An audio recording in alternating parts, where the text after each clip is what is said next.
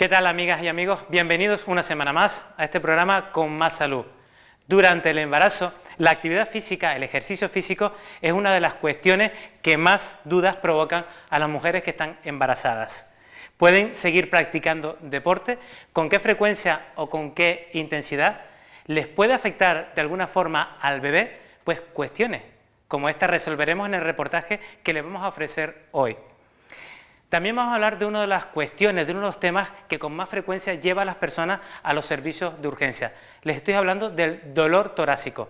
Pero recuerden que no todo es un infarto o una angina. Con la ayuda de mi compañero José Gutiérrez Calderín, vamos a aclararles algunas de esas causas de dolor que se produce en el pecho.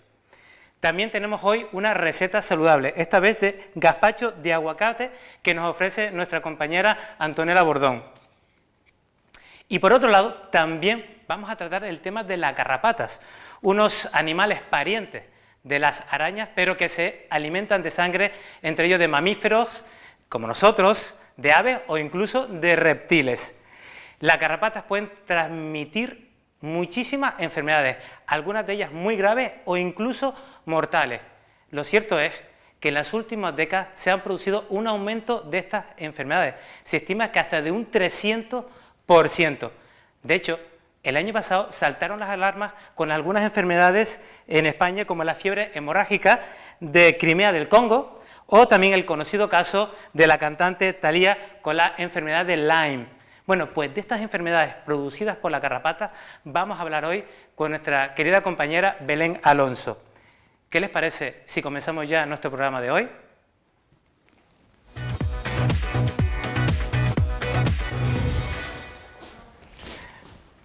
¿Qué tal, Belén? Muy bien, Pedro. Muchísimas gracias por acudir de nuevo a esta cita con este programa Con Más Salud.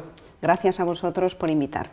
Esta vez para hablarnos de los bichitos que tenemos aquí en la imagen, de las garrapatas. Así es, un grupo de enfermedades muy importante y que pues a lo mejor no es tan conocido por el gran público. Háblanos un poquito más de la garrapata, si no te importa. Bueno, pues las garrapatas son unos arácnidos que se nutren exclusivamente de la sangre y que pueden producir pues un montón de enfermedades como veremos en la sección de hoy. Por eso la imagen pone que se llaman hematófagos. Por eso decimos que son hematófagos, porque se alimentan de la sangre de otros animales, pues mascotas e incluso la propia persona, donde van a producir la enfermedad. Y como vemos en la imagen, pues tenemos garrapatas blandas y garrapatas duras, y para que se hagan una idea los televidentes, pues hay hasta más de 1000 especies o subespecies de garrapatas, y de entre ellas pues más de 100 producen infecciones en nuestro país. Estos son los dos grandes grupos, por decirlo de alguna forma. Y en la siguiente imagen lo que estamos viendo es el ciclo vital de la garrapata. ¿Qué importancia tiene esto, saber el ciclo vital de la garrapata para nosotros? Bueno, pues para que nos hagamos una idea, la garrapata pues va a pasar por una serie de fases evolutivas y va a necesitar en cada una de estas fases madurativas, huevo, larva, ninfa y adulto, pues va a necesitar hasta en 3 ocasiones vivir con algún ser vivo, tipo perro, gatos u otros animales, para ir nutriéndose de la sangre de los mismos y poder seguir reproduciéndose y llegar a este ciclo madurativo, y la hembra otra vez soltar los huevos y seguir produciendo infecciones. Y esta, la que vemos ahora, esta imagen, la que estamos viendo, es el arma con la que de alguna forma nos ataca también a nosotros y a los animales, ¿no? Pues como vemos en la imagen, es brutal el diseño que tiene pues la boca de estos seres vivos para inocular y producir en las infecciones pues en los seres vivos, incluidos en los seres humanos, y cómo pues a través de esa especie de cuchillas y de esa especie de espadas pues va a ser capaz de ir penetrando dentro de la piel de los seres vivos que hemos mencionado, e inocular una saliva que contiene unas toxinas y también liberar pues los virus, bacterias o protozoos que lleva pues esta garrapata en su interior, y al final pues producir la infección. Que son las imágenes del vídeo que estamos viendo también a continuación. Ahora, llegando aquí la garrapata a esa zona, con su arma va a liberar una serie de sustancias para luego poder ir penetrando con esa arma que tú también referías y poder llegar hasta los vasos sanguíneos y obtener de esta forma nuestra sangre. Pero al mismo tiempo que va a obtener sangre de nosotros, también y como está viviendo en su interior, va a liberar una serie de microorganismos, de gérmenes diversos, que ahora lo veremos, a nuestra propia sangre, y es ahí cuando puede producir algunas de las enfermedades que nos pueden afectar a nosotros los seres humanos, ¿no? Así es. Vamos a ver todo ese gran grupo de enfermedades que nos pueden producir, que son muchísimas. Hablabas por un lado de las toxinas. Hablábamos de las toxinas y estas mismas toxinas pueden llegar a generar enfermedad en el ser humano. Tenemos también virus, bacterias y protozoos, entre otros microorganismos que van a ser vehiculizados a través de estas garrapatas. De hecho, en la infectología, en el área de la medicina que estudia las infecciones, pues hablamos de las garrapatas como vectores de transmisión, y son ellas como a través de los distintos seres humanos o seres vivos tipo perros, pues cómo van a ir llegando a producir la infección por esas bacterias, virus o propias toxinas que llevan. O sea que la garrapata es como si fuese el coche, el vehículo que lleva dentro, en este caso personas, pero lleva dentro gérmenes y que va llevando de un sitio para otro, de un ser vivo hacia otro, o desde la tierra, que es el hábitat natural de estos microorganismos, hacia un ser vivo como pueden ser los mamíferos, los perros o las aves, como dije al principio del programa. Vemos un grupo de enfermedades enormes y que se caracterizan pues, inicialmente por un cuadro general e inespecífico que puede significar otras muchas enfermedades y que no nos hacen pensar inicialmente en este grupo de enfermedades. Por eso va a ser muy importante saber si la persona pues, vive en el campo o en la ciudad, o si la persona en la ciudad pues, ha tenido visitas al campo solo o con mascotas. O al parque. O al parque, porque estamos hablando pues, de zonas verdes, de zonas de vegetación donde viven o es el hábitat natural de estas pequeñas arañas, y que algunas pues, no son incluso visibles a la propia vista, porque las hay, como hemos visto, de muchas tipologías y de muchos tamaños. Como dijimos, hay muchísimas enfermedades que provocan estas garrapatas, que llevan estas garrapatas de virus, de bacterias, de otros gérmenes que también se llaman rickettsias, y también de bacterias. Vamos a hablar de algunas de las que son más frecuentes.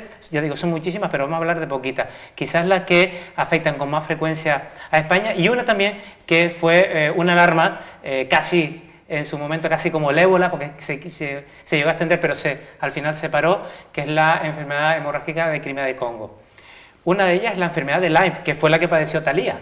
Y que a veces por estos protagonistas pues las enfermedades también pues cobran un protagonismo mayor si cabe, y que está producida pues como vemos en la imagen por una bacteria, la Borrelia burgdorferi, y que pues va a llegar al ser humano a través de estos animales intermedios, y que la garrapata femenina pues es la que va a generar todo el ciclo madurativo y de la infección, y que de forma característica pues vamos a tener este cuadro general inespecífico, dolor de cabeza, de dolores musculares, óseos, malestar general, y de forma característica, y que será pues un dato que tendrá que buscar siempre el médico, el clínico, que es una lesión en la piel, lesión en diana, y que puede estar indicando que esta infección se haya producido en la persona enferma. O sea que esta lesión en la piel sí es un poco más característica de esta enfermedad, aparte de todos los otros síntomas de fiebre y malestar general, unos síntomas parecidos a una gripe,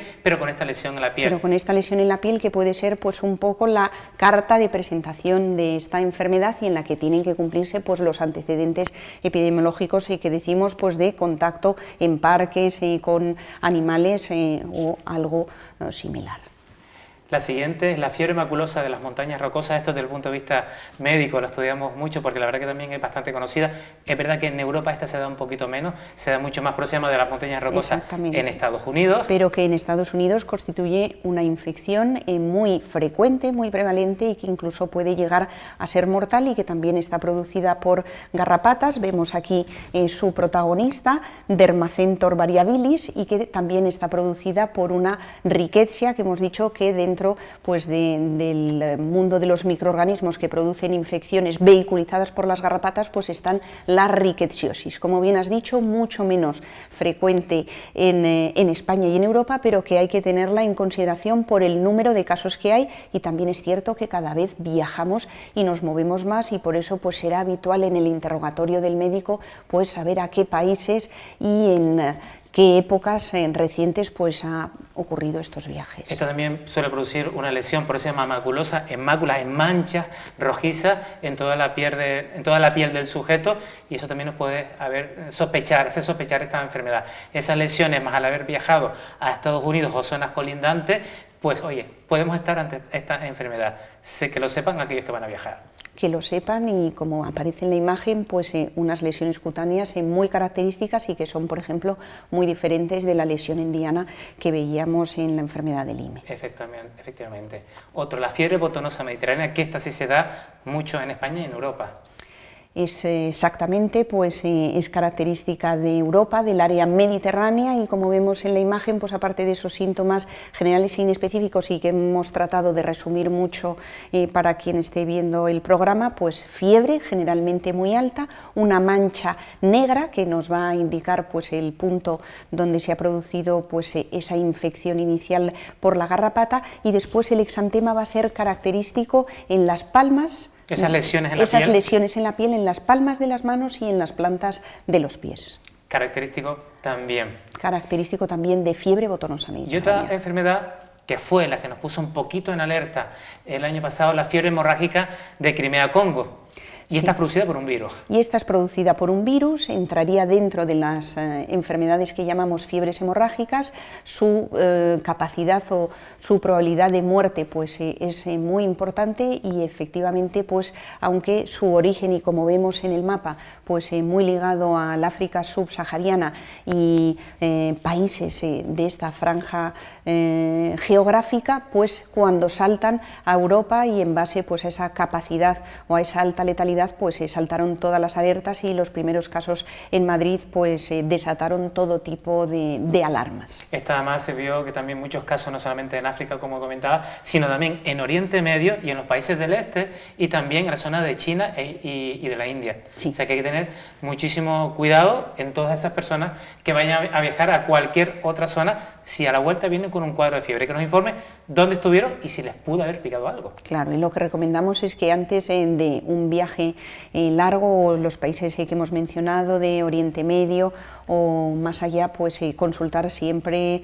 en su centro de salud o en las áreas pertinentes como consulta previajero, porque también, como veremos, pues hay formas de prevenir estas infecciones. Efectivamente, en sanidad exterior concretamente. Y otra, la fiebre Q, que eso sí lo vemos mucho aquí, tanto en Canarias como en España, porque aunque la garrapata es uno de los vectores de esta infección, también el otro vector importante son las pulgas.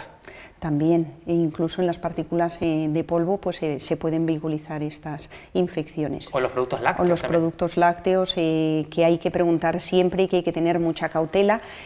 Aquí tenemos unos quesos caseros exquisitos, y hemos visto pues, varios casos también por el consumo de estos productos lácteos.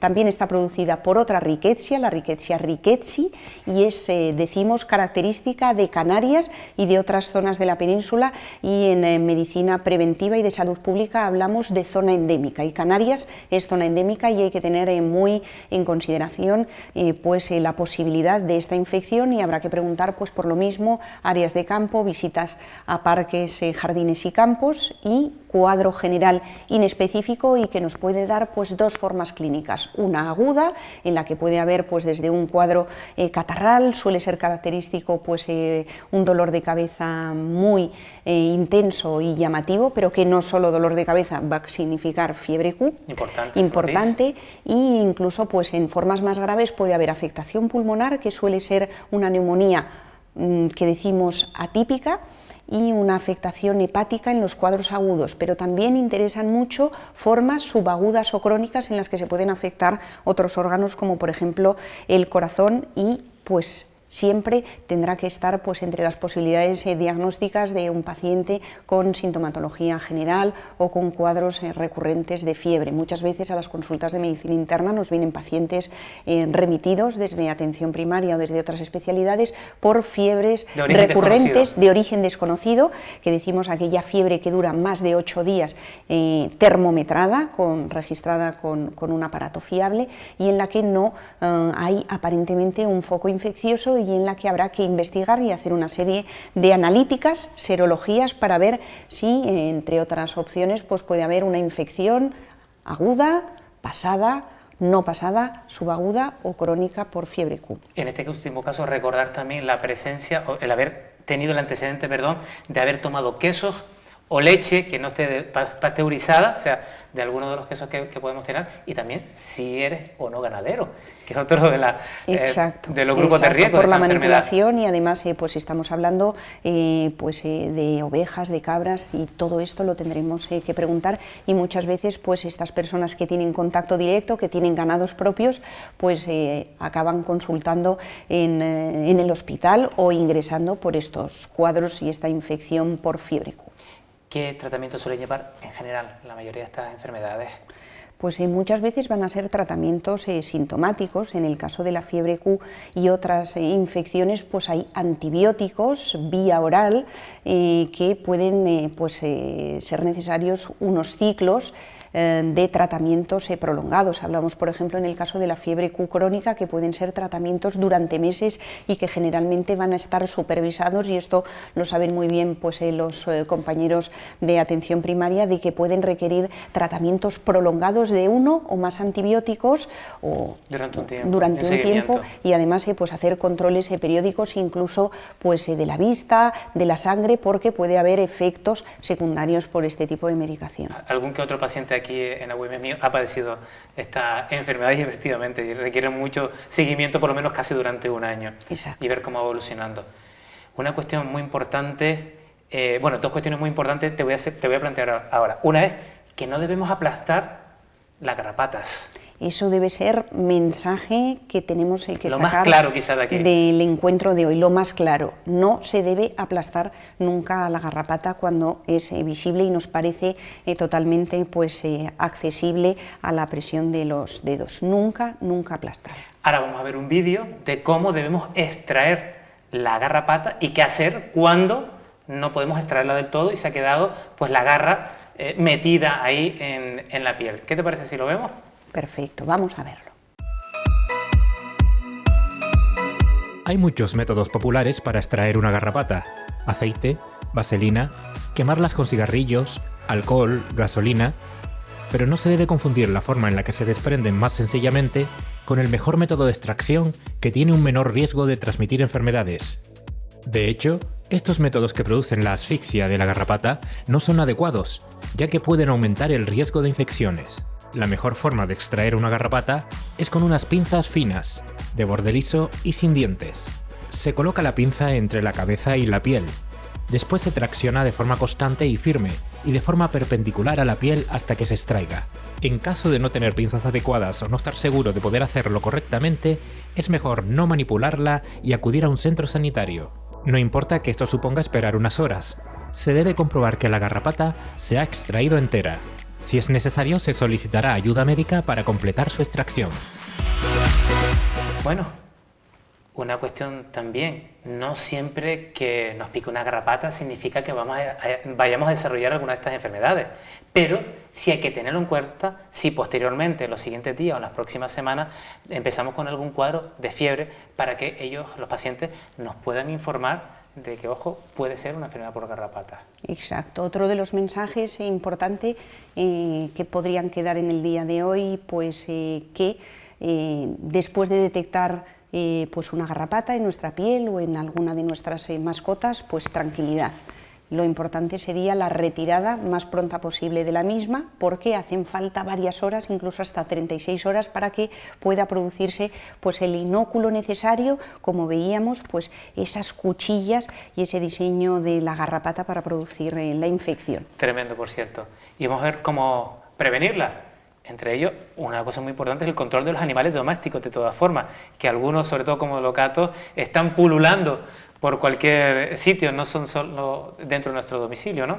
Exacto, y pues mascotas como los gatos, que son todavía que les gusta más entrar y salir de los domicilios, de las casas, pues para todas las mascotas, y es una recomendación que nos van a hacer siempre los veterinarios, pues el uso de productos que están diseñados para matar las garrapatas, y el uso de collares también, y una combinación de ambos pues puede ser un tratamiento muy eficaz. Garrapaticidas. Garrapaticidas. Que además hay que ponerlos también en las zonas de césped o las zonas de los que tengamos de jardín. Exacto. Cerca de casa. Lo mismo que nos suena más los insecticidas, pues tenemos los garrapaticidas.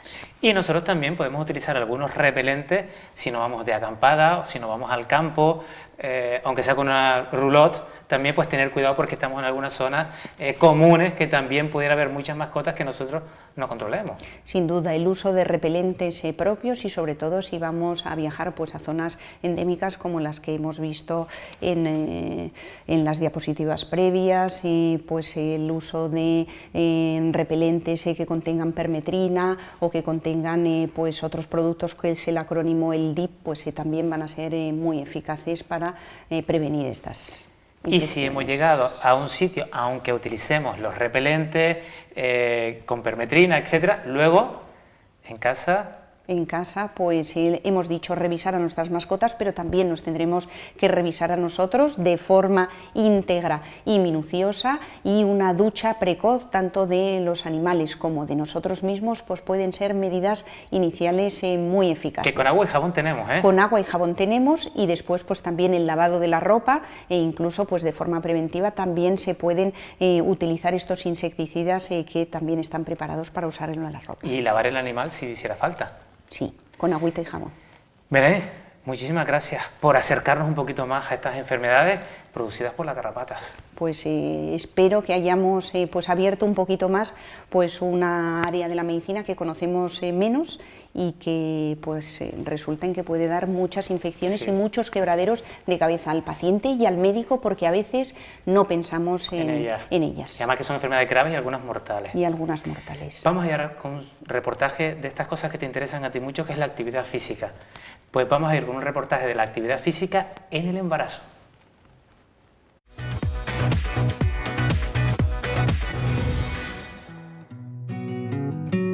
El embarazo es un momento de intensos cambios corporales y psicológicos.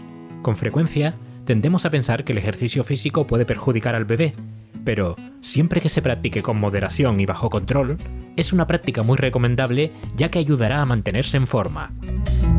Los beneficios de la actividad física en el embarazo son múltiples, y cada día son más los estudios que avalan la importancia de realizar actividad física durante el periodo de gestación. Por enumerarte tres, hablaríamos de la importancia de tener un buen control postural durante el embarazo. Ello conlleva que, a raíz de los cambios fisiológicos que se producen durante el embarazo, la mujer pueda mantener una correcta postura con una buena activación de escápula, una buena contención de faja abdominal y lumbar y un buen tono del suelo pélvico. En segundo lugar, podríamos estar hablando del control del peso. Es muy importante que las mamás entiendan que no somos rudos los ginecólogos o las maturas cuando hablan de que no se puede subir peso. El tener un embarazo con mucho peso nos lleva directamente a un mayor riesgo en el parto. Y como tercer punto, en cuanto a beneficios de la actividad física en el embarazo, podríamos estar hablando de la preparación para ese gran momento que es el parto. A nosotros nos gusta decir que el parto equivale a una gran maratón. Es la maratón de la mamá para poder dar a luz a su bebé. Si una maratón la preparamos y la entrenamos, a nuestro proceso de parto tenemos que entrenarlo y prepararlo. A menos que haya una contraindicación médica absoluta, o que se trate de un embarazo de riesgo, lo ideal es que la futura madre comience a moverse lo antes posible, para adquirir mayor dominio corporal y llegar con menos dolores y molestias y mayor agilidad al momento del parto. También hay que llevar adelante los ejercicios con cierta frecuencia, para no perder el ritmo, siempre y cuando sean específicos para embarazadas. Los riesgos de no realizar ejercicio durante el embarazo hay que tenerlos en cuenta. Por un lado, tenemos la mayor dolencia en el embarazo. Un 80% de las mujeres embarazadas padecen dolor lumbar con una afección de ciática o pseudociática. Esto se previene realizando actividad física. Además, si no realizo actividad física, entro en el camino de poder tener diabetes gestacional. Realizando actividad física se disminuye un 58% la probabilidad de tener diabetes gestacional, gracias al movimiento. En tercer lugar, tenemos que hablar de la importancia de la tensión arterial durante el embarazo. Si no realizo actividad física, tengo la posibilidad de tener picos de subidas y de bajadas de tensión que podrían hacer que tuviéramos que adelantar nuestro momento del parto. Y como último punto, y es un punto para nosotros muy importante, el embarazo no está catalogado como una patología, pero en el posparto nos podemos ver con una patología de una disfunción de suelo pélvico, una disfunción de la faja abdominal y lumbar, y con ello tener que entrar en un camino de rehabilitación que si realizamos actividad física previa iremos muy preparados al parto y evitaremos todo ese trabajo. Entre los ejercicios aconsejados en el embarazo se encuentra la natación, tonificación general y específica para fortalecer la musculatura pélvica y dorsolumbar, así como el yoga y caminar con calzado adecuado. También son aconsejables los ejercicios de relajación y respiración para preparar el parto, y evitar, por supuesto, los deportes violentos. Realmente una embarazada puede realizar muchísima actividad física. Por dividirlo, a nivel cardiovascular, la mamá lo único que tiene que controlar es la intensidad a la que va a llevar su trabajo, que sí es verdad que no debería ser superior a un 75% de su frecuencia cardíaca máxima, pero estamos hablando de que puede hacer remo, puede hacer elíptica, puede hacer bicicleta, puede caminar y caminar con cuestas y en pendiente, y puede hacer un trabajo interesante en la natación. Por otro lado, en cuanto al trabajo de fuerza, podemos hacer entrenamiento variado, adaptado a la semana de gestación y a la intensidad previa con la que haya venido la mamá, la condición física con la que haya venido la mamá. Pero estamos hablando de que se puede integrar perfectamente una mujer en un trabajo de entrenamiento funcional. ¿Por qué? Porque lo que nos interesa es acondicionar determinadas partes del cuerpo de la mamá para que esté fuerte en el momento del parto. Antes hablaba de dos, se me recuerda una más, la movilidad. La movilidad y la flexibilidad es otro apartado que tenemos que trabajar. Ahí encontramos todas las ramas del yoga. Yoga, estiramiento, un trabajo específico de preparación al parto a través de movilidad y ejercicios miofasciales son muy interesantes para que la pelvis de la mamá sea flexible para el momento del parto.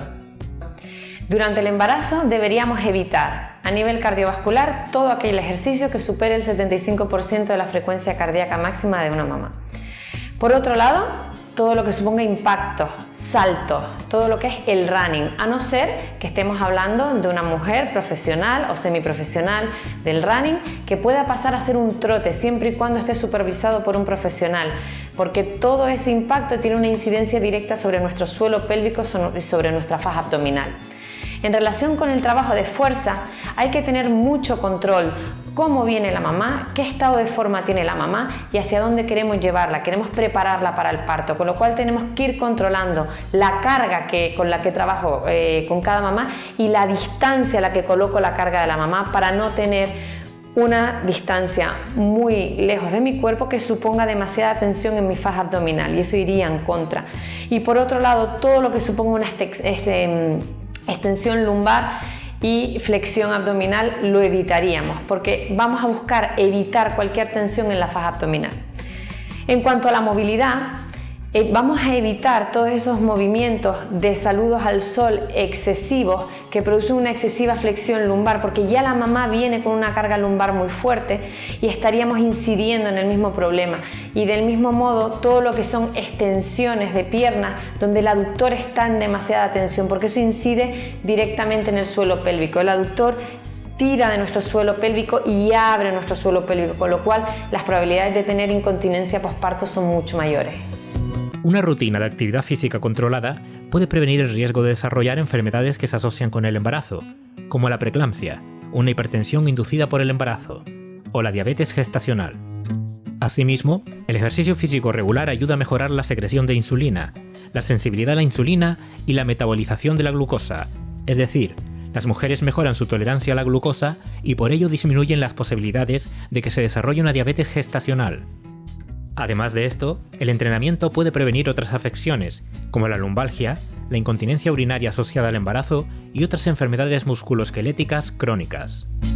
Es importante que la mujer tenga conciencia de su musculatura durante el embarazo y que la entrene por dos aspectos fundamentales. Por un lado, la mujer durante el embarazo sufre una serie de cambios fisiológicos a nivel de la posición. La postura se ve afectada porque el bebé va creciendo, el hombro se anterioriza y la pelvis se rota hacia atrás. Eso genera muchísimas dolencias, muchísimos dolores. Si yo hago un trabajo específico de trabajo de la musculatura de la cadena posterior de la espalda, garantizaré que ese hombro no rote tanto hacia adelante y que la mamá no cambie tanto su centro de gravedad. Por otro lado, el trabajo de la musculatura de estabilizadores de la pelvis son claves. Estamos hablando del glúteo. El glúteo es un gran estabilizador de la pelvis que va a hacer que la pelvis de la mamá se mantenga neutra y con eso pueda sujetar a su bebé y el impacto de su bebé o la presión de su bebé sobre el suelo pélvico esté minimizada. Pero por otro lado, durante el embarazo hay un aumento importante de una hormona que es la relaxina, que lo que hace es preparar todo el cuerpo, preparar la cadera para que se pueda dilatar durante el parto, preparar ese abdomen para que se pueda distender y que pueda crecer el bebé, pero por el contrario nos pone en un estado de riesgo. Si no trabajamos específicamente la musculatura de la faja abdominal durante el embarazo con un trabajo específico, con trabajo de musculatura compensatoria, corremos el riesgo de que una vez que demos a luz tengamos un abdomen que no tenga ningún tipo de control con su suelo pélvico. Deben trabajar el suelo pélvico y la faja abdominal y lumbar en sinergia. Si no hacemos ese trabajo previo, en el posparto nos podemos ver con problemas como incontinencia urinaria, prolapsos o diástasis abdominales. Es importante también que las mujeres embarazadas deben ser supervisadas por profesionales y así estar informadas de los diferentes aspectos que rodean al ejercicio en este periodo, así como individualizar siempre cada caso, teniendo en cuenta la práctica de deporte anterior al embarazo.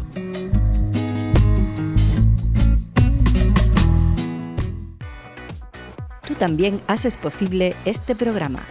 Contacta con nosotros a través del Facebook, en facebook.com/conmassaludtv o a través del correo electrónico conmassaludtv@gmail.com. Haznos llegar tus ideas, sugerencias y aquellos temas que te gustaría que tratásemos en el programa. Te esperamos.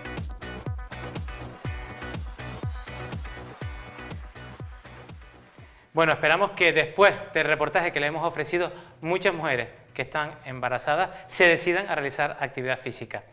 Continuamos nuestro programa con nuestro siguiente compañero, José Gutiérrez. ¿Qué tal? ¿Qué tal, Pedro? Pues vamos a hablar de un tema, yo creo que de una de las causas más frecuentes de la atención en urgencias, que es el dolor torácico. Sí, muy temido el dolor torácico porque, bueno, como tú decías, es muy frecuente y luego todo el mundo piensa que un dolor en el centro del pecho es producto del corazón. Entonces, bueno, sería bien explicar todas las causas, todos los motivos de consulta que hay de dolor torácico, ¿no? Efectivamente. Porque fíjate además todas las que tenemos. ¿Esto debido a qué? Pues bien, ¿qué puede doler en el tórax? Pues en el tórax puede doler todas las estructuras que tenemos dentro. Pues bien, el corazón y los grandes vasos en primer lugar. Bueno, ¿qué puede doler en el corazón? Pues un infarto, una taquicardia, una arritmia, una taquiarritmia que le llamamos taquiarritmia, una alteración en el pericardio, la estructura que está por fuera del corazón, produce dolor torácico. Las grandes arterias que salen del corazón, la arteria la arteria pulmonar y la arteria aorta, pueden producir dolor y son causas graves de dolor torácico.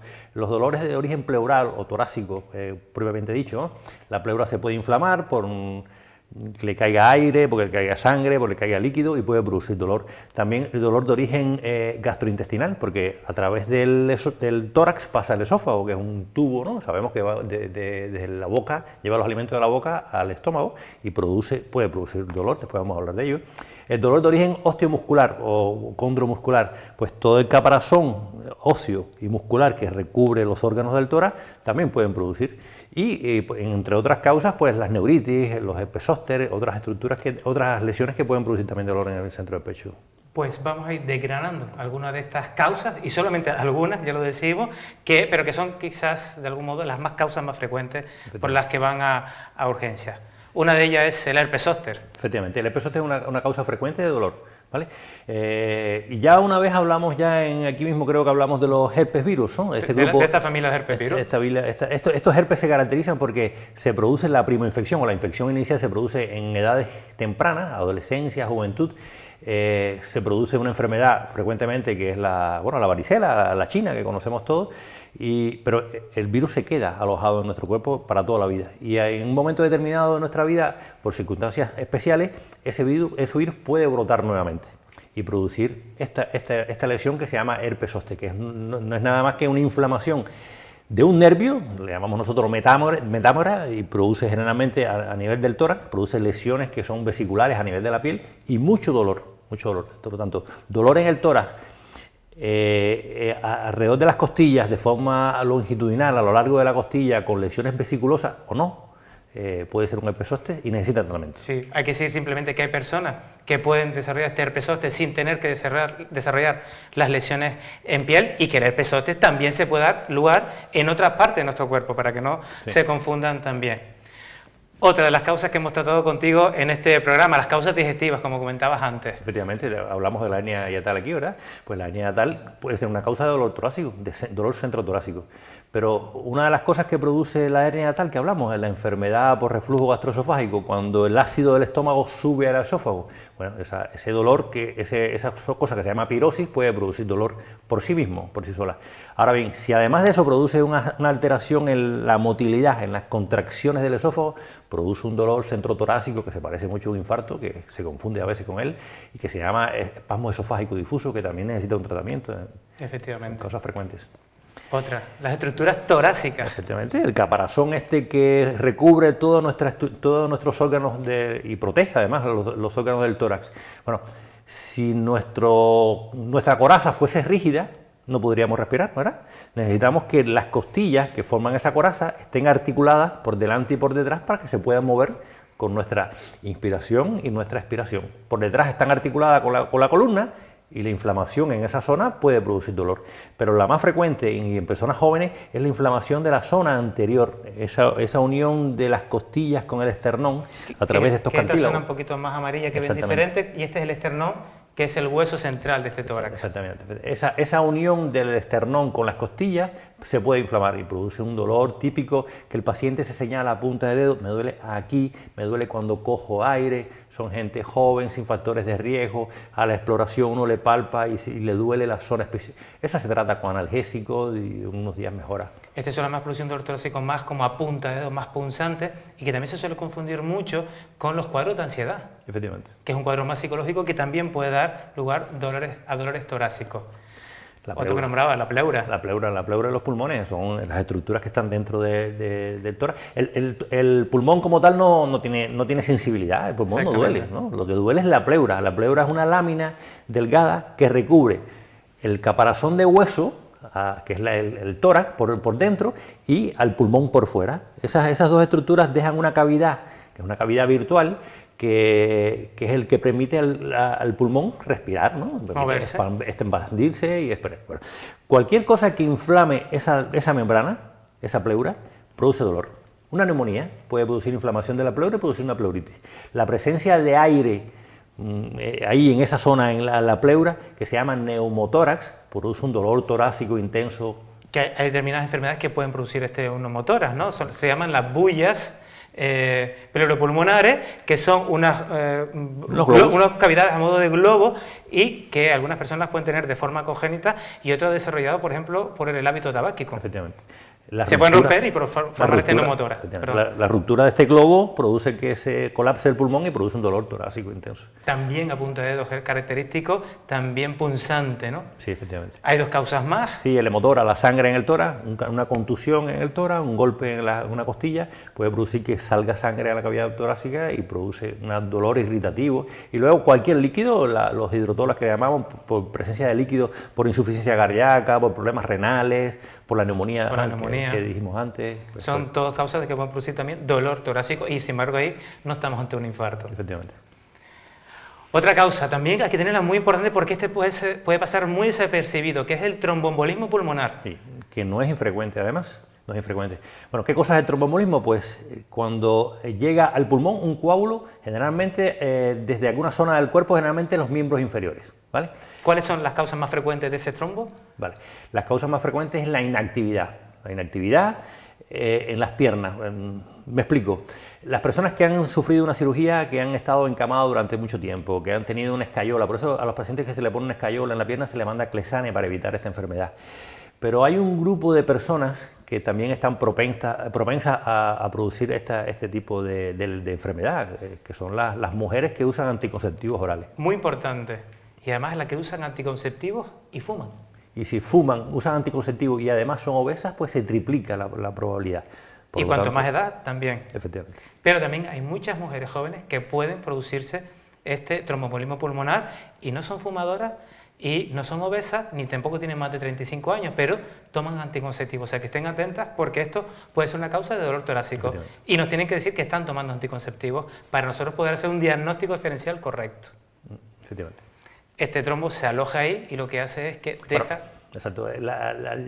Como habíamos dicho antes, el pulmón no duele, pero la irritación que produce en la pleura, que es la laminita esa que cubría el pulmón, esa irritación es la que produce el dolor. Efectivamente.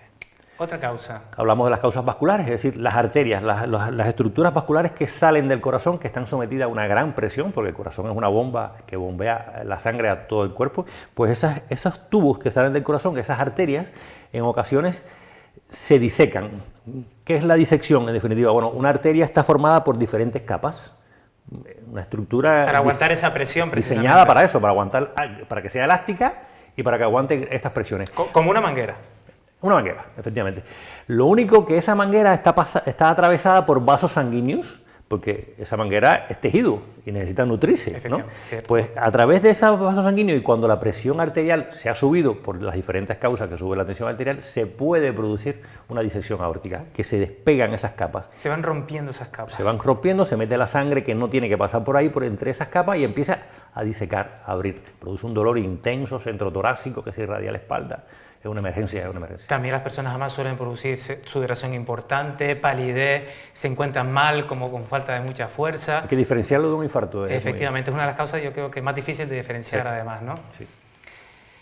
Y esta yo creo que es la causa por la que todo el mundo piensa que tiene un dolor en el pecho y que tiene un infarto. Sí, por suerte no todo el mundo que tiene un dolor. Gracias a Dios. No tiene un infarto.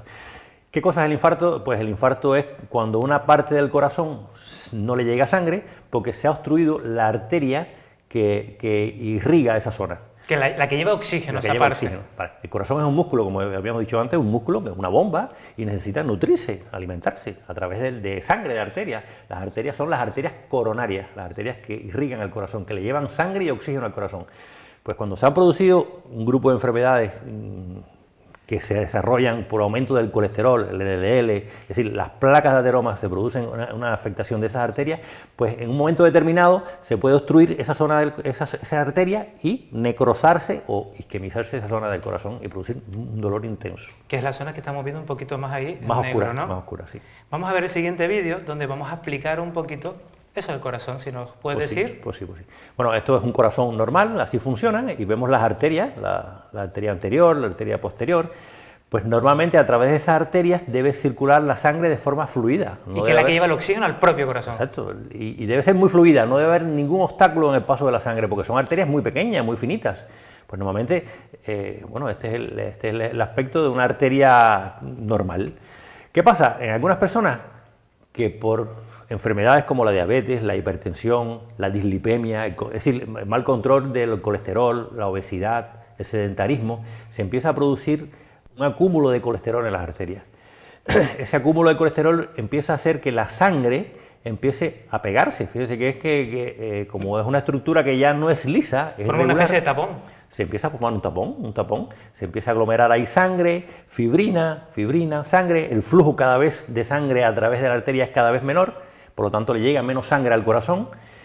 En este periodo de tiempo probablemente el paciente tenga síntomas, el angor, que después vamos a verlo, la angina, ¿vale? Y cuando se obstruye totalmente se produce un infarto. Sobre todo en aquellas circunstancias en las que demanda más oxígeno porque estamos caminando, corriendo, lo que fuere, ¿no? Exactamente.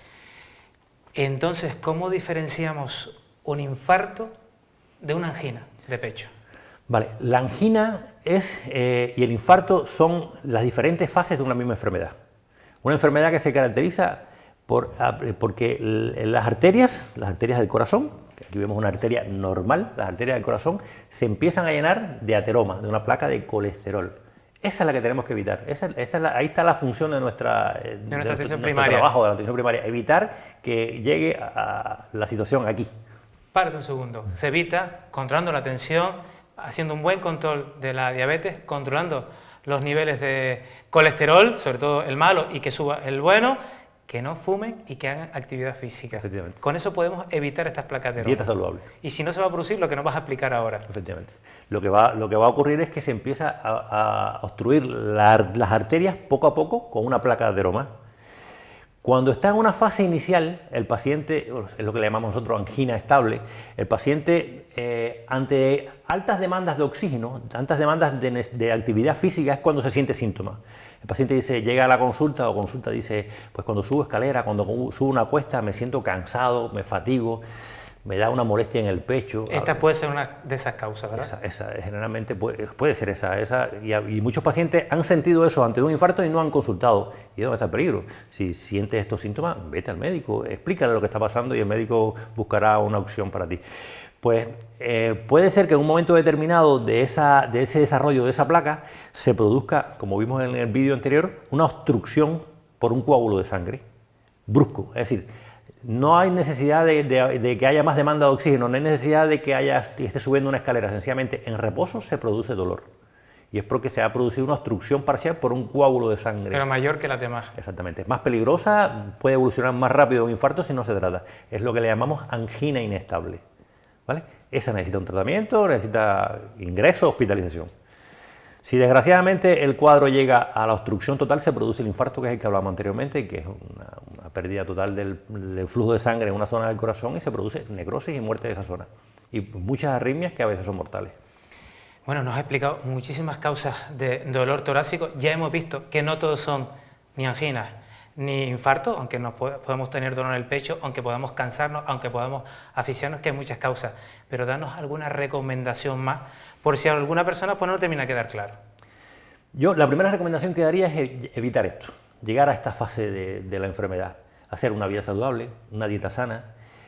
Si ya eres diabético, desgraciadamente ya eres diabético, pues controla tus niveles de glucemia, haznos caso, lo que te decimos todos los días en la consulta, ¿no? Para que no llegue a tus arterias coronarias a obstruirse Si están las cosas así y ya hemos llegado a esta fase, pues lo ideal sería en esos casos hacer un tratamiento para bajar los niveles de colesterol lo más bajo posible, tener actividad física, siempre y cuando el médico lo haya orientado, porque hay algunas fases de esta enfermedad que no pueden hacer actividad física. Generalmente hacer actividad física, una dieta sana, una dieta saludable, un control adecuado de la tensión arterial, del colesterol.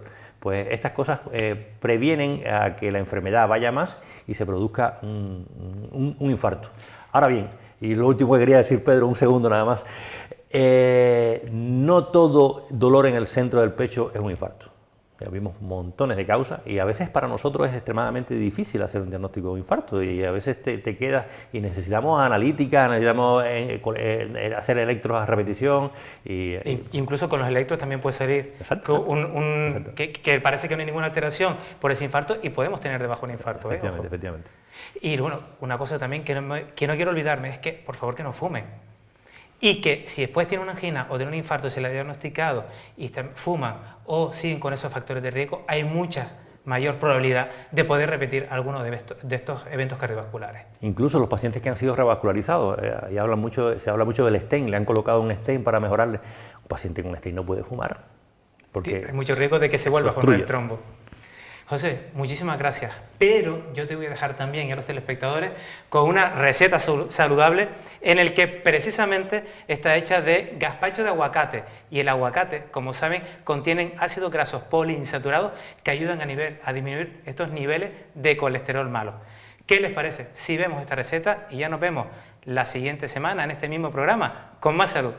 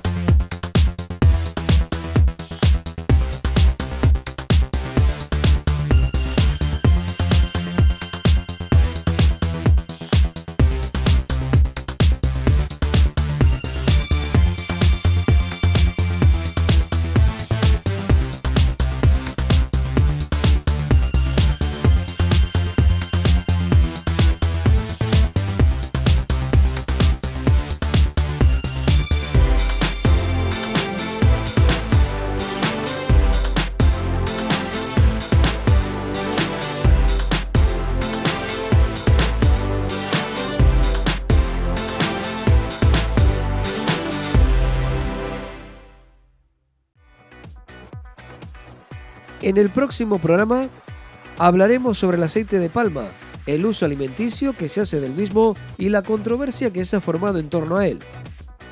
Veremos en qué consiste una tensiomigrafía, prueba que se realiza para medir el tono muscular.